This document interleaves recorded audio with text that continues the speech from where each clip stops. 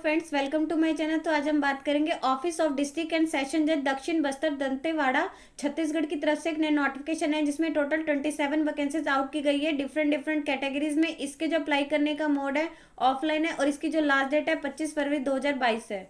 तो हम बात करेंगे जो वैकेंसीज निकली है जिला एवं सत्र न्यायालय दक्षिण बस्तर दंतेवाड़ा छत्तीसगढ़ में निकली हुई है। यहाँ पे लेकर डायरेक्ट रिक्वायरमेंट रहेगी।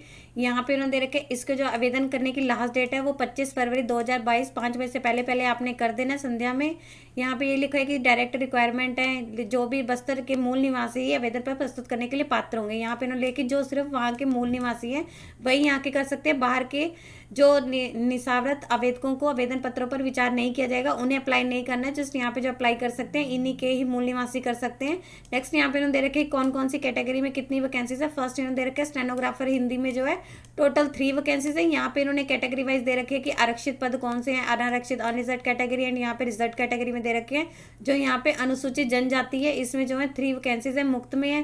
देन यहाँ पे नेक्स्ट इन्होंने दे रखे स्टेनोटाइप इसके टोटल 2 वैकेंसीज है। दोनों जो है यहाँ पे अनारक्षित अनुसूचित जनजाति में है। यहाँ पे आपने देख लेना आगे कौन सी उनमें कैटेगरी में। देन नेक्स्ट यहाँ पे दे रखी है सहायक ग्रेड 3 की है, 22 वैकेंसीज है। ये भी इन्होंने दिया हुआ है कि अनुसूचित जनजाति की है 13 यहाँ पे दे रखे मुफ्त की है, 3 जो महिलाएं हैं, दो जो है भूतपूर्व सैनिक है, 4 जो है दिव्यांग है। नेक्स्ट यहाँ पे दे रखे कि पदों की संख्या जो भी है ये परिवर्तनीय है, यानी इनके जो है चेंजेस भी किया जा सकता है। इसके लिखेगी यहाँ पे जो भी इन्होंने महिला के पद बताए हैं, अगर वो किसी कारणवश उन्हें कोई उम्मीदवार नहीं मिलता योग्य तो ये जो उम्मीदवार है ये पुरुष को दे दिए जाएंगे। जो भी ये वैकेंसीज है उन्हें फॉरवर्ड कर दी जाएंगी। यहाँ पे हम बात करेंगे वैकेंसी वाइज की क्या क्या उनकी रिक्वायरमेंट चाहिए, क्या उनके लिए कंडीशन है, एजुकेशनल क्वालिफिकेशन। फर्स्ट लिखा है कि जो भी स्टेनोग्राफर हिंदी के पद के लिए न्यूनतम शैक्षणिक एंड जो एजुकेशनल है टेक्निकल एजुकेशन वो क्या आनी चाहिए। इन लिखे कि जो उनकी सैलरी रहेगी वो 28,700 से लेके 91,300 तक रहेगी।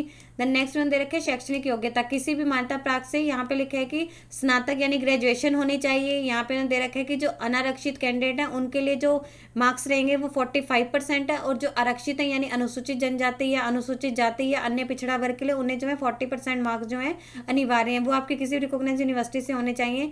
देन नेक्स्ट यहाँ पे लिखे कि प्लस ये तो होना ही चाहिए, इसके अलावा जो है छत्तीसगढ़ या मध्य प्रदेश शीघ्र लेखन या तथा मुद्र लेखन बोर्ड या शासन द्वारा मान्यता प्राप्त किसी अन्य समक्ष बोर्ड द्वारा हिंदी शीघ्र लेखन परीक्षा उत्तीर्ण होने का प्रमाण पत्र चाहिए, ये भी आपको चाहिए होगा। इसके लिखे है कि उनके पास डिप्लोमा इन कंप्यूटर एप्लीकेशन होना चाहिए, यानी उनको जो है MS वर्ड एंड इंटरनेट का जो है न्यूनतम कंप्यूटर ज्ञान होना चाहिए। वो आपका जो है किसी भी विश्वविद्यालय या फिर राज्य सरकार या केंद्र सरकार द्वारा मान्यता प्राप्त संस्था से हो।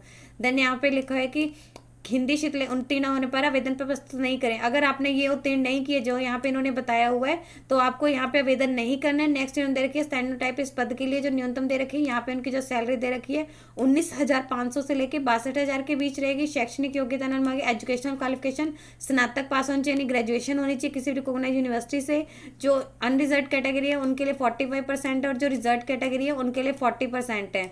इसके अलावा यहाँ पे इन्होंने सेम ये दिया है कि छत्तीसगढ़ या मध्य प्रदेश शीघ्र लेखन तथा मुद्र लेखन बोर्ड या शासन द्वारा मान्यता किसी संस्था के अन्य समक्ष बोर्ड द्वारा हिंदी शीघ्र लेखन उत्तीर्ण होने का प्रमाण पत्र होना चाहिए। इसके अलावा आपको जो है DCA यानी डिप्लोमा इन कंप्यूटर एप्लीकेशन होना चाहिए, यानी आपको जो MS वर्ड एंड इंटरनेट की जो न्यूनतम नॉलेज होनी चाहिए। और वो जो आपका सर्टिफिकेट है वो किसी रिकॉग्नाइज यूनिवर्सिटी या फिर राज्य सरकार या फिर केंद्र सरकार से होना चाहिए।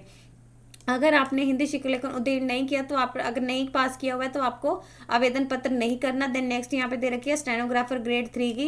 यहाँ पे उन्होंने दे रखी कौन कौन से आ सकते हैं, एग्जीक्यूशन क्लर्क, आदेशिका लेखक, साक्ष्य लेखक, सेल अमीन एंड इनके पद के लिए न्यूनतम शैक्षणिक योग्यता दे रखी है। इनकी जो सैलरी रहेगी वो 19,500 से लेकर 62,000 के बीच रहेगी। शैक्षणिक योग्यता इन्होंने भी ग्रेजुएशन होनी चाहिए। जो अनरिजर्व कैटेगरी है उनके लिए 45% है और जो रिजर्व है उनके लिए 40% रहेंगे। देन नेक्स्ट यहाँ पे इन्होंने वही सेम ही है सब के लिए मांगी हुई है कि उनके पास हिंदी मुद्र लेखन परीक्षा तो इनका प्रमाण पत्र होना चाहिए, उनके पास DC होना चाहिए डिप्लोमा इन कंप्यूटर एप्लीकेशन।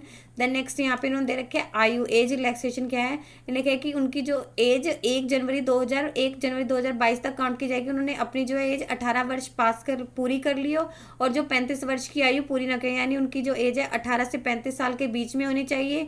बाकी यहाँ पर रिलैक्सेशन दे रखी है किन किन को रहेगी, यदि छत्तीसगढ़ शासन द्वारा घोषित अनुसूचित जनजाति या अनुसूचित जाति का यानी SC/ST का तो उन्हें अधिकतम 5 ईयर्स की रहेगी। अगर वो अन्य पिछड़ा वर्ग यानी OBC में है तो उन्हें 5 वर्ष की रहेगी, अधिकतम दिया हुआ है। देन यहाँ पे देखिए स्थायी या अस्थायी वर्क चार्ज या फिर कंटीजेंसी पेड द्वारा है तो उनकी जो अधिकतम है 43 होगी। देन आपने यहाँ से देख लेना है कि कितनी कितनी रहेगी। यहाँ पे लिखे कि आप जो भूतपूर्व सैनिकों के लिए क्या, महिलाओं के लिए आयु में शासन क्या 10 वर्ष है, उनकी होगी रिलैक्सेशन, आपने यहाँ पे देख लेनी है, अलग अलग दी गई है सभी के लिए। अगर आपको रिलैक्सेशन चाहिए, आपका जो भी रेलिवेंट सर्टिफिकेट होगा आपको वो वहाँ पे प्रोवाइड करवाना होगा, तभी आप जो है यहाँ पे लिखा है कि यदि कोई अनुसूचित जाति या अन्य जनजाति, अन्य पिछड़ा वर्ग होने के साथ साथ ग्रीन कार्ड धारी अथवा प्राप्त हो तो उसे अनुसूचित जनजाति के अधिकतम आयु में जब 5 वर्ष की छूट के साथ साथ अधिक लाभ वाले के 5 वर्ष की एक्स्ट्रा छूट दी जाएगी। यहाँ पे इन्होंने दे रखा है टोटल उन्हें 10 ईयर्स की दी जाएगी। देन नेक्स्ट यहाँ पे इन्होंने दे रखी है कि उनका कौन कौन इसके लिए अप्लाई कर सकते हैं, कंडीशंस दे रखी है उनका जो है किस रोजगार कार्यालय में उनका पंजीकरण हो जाना चाहिए। देन इसके अलावा चयनित उम्मीदवार को 3 वर्ष की परिवीक्षा में रखा जाएगा, यानी 3 वर्ष का जो है उनका प्रोविजन पीरियड होगा। को दक्षिण बस्तावेर के बाह्य न्यायालयों में नियुक्त की जा सकती है, यहाँ पे बताया कि नियुक्ति की जा सकेगी। और उन्होंने इसे अप्लाई करने से पहले जो भी इसमें दी हुई है उनको अच्छे से रीड कर लेना है। अगर किसी भी उन्हें फर्जी पाए जाने की दशा में चयनित उम्मीदवार को बिना सूचित किए उनकी जो भी अगर उन्हें रख भी लिया गया तो उनकी सेवा समाप्त कर उनके लिए अगेंस्ट जो है कार्रवाई की जाएगी। अगर उपरोक्त पदों की जो उन्होंने बताया कि अनुसूचित जाति या अन्य पिछड़ा वर्ग के उम्मीदवारी को जो भी हैं तो उन्हें अपना जाति प्रमाण पत्र जो है वहाँ पे देना होगा। और इसके साथ साथ आवेदन करने की तिथि में उनके जो भी समस्त आवश्यक पत्र यानी पत्र जैविक हैं वो उन्हें अपने प्रोवाइड करवाने होंगे, जैसे कि उनका एजुकेशनल क्वालिफिकेशन हो गया, उनका डीसीए था, उनका जो जो उन्होंने कहा था वो उन्हें लेके आने हुए हैं। देन यहाँ पे इनका वही है आवेदन प्रस्तुत करने की प्रक्रिया। आवेदन प्रश्न लिखा है कि पूर्णतः बंद लिफाफे में आपको जो है ऑफलाइन मोड से करना है। इसकी जो लास्ट डेट दे रखी है 25 फरवरी 2022 5 बजे से पहले पहले एक बंद एनवलप में जिस पर लिखा होना चाहिए कि आप कौन सी पोस्ट के लिए कर रहे हैं, स्टेनोग्राफर हिंदी के लिए या स्टेनोटाइपिस्ट के लिए या सहायक ग्रेड 3 के लिए। देन यहाँ पे आपने जो किस एड्रेस पे सेंड करना है ये वाला इसका एड्रेस है, जिला एवं सत्र न्यायाधीश दक्षिण बस्तर दंतेवाड़ा छत्तीसगढ़, पिन कोड यहाँ पे दिया हुआ है। इसके अलावा में व्यक्तिगत रूप से उपस्थित होकर जमा कर सकेंगे। इसके अलावा जो है पंजीकृत आप या तो रजिस्टर्ड डाक से या स्पीड पोस्ट के माध्यम से प्रेषित आवेदन पत्र को 25 फरवरी 2022 तक आपने पहुंचा देना है। अगर इसके बाद आता है तो इसको जो है कंसीडर नहीं किया जाएगा। आवेदन पत्र के साथ साथ यानी जो आपका एप्लीकेशन फॉर्म है उसके साथ साथ आपने शैक्षणिक योग्यता यानी जो भी आपके एजुकेशनल क्वालिफिकेशन है, जाति प्रमाण पत्र होगा, आपका निवास यानी जो आपका रेजिडेंट प्रूफ है वो है, अगर आप दिव्यांगता यानी पीडब्ल्यूडी कैटेगरी में आपको जो भी इसके डॉक्यूमेंट है वो आपने इसके साथ साथ स्वप्रमाणित यानी अब सेल्फ अटेस्टेड डॉक्यूमेंट जो है इसके साथ अटैच करने हैं। देन आपको जो इसके रिगार्डिंग और अधिक जानकारी चाहिए तो यहाँ पे इन्होंने इसके ऑफिशियल वेबसाइट दी हुई है, आप यहाँ पे जाके जो है चेक कर सकते हैं।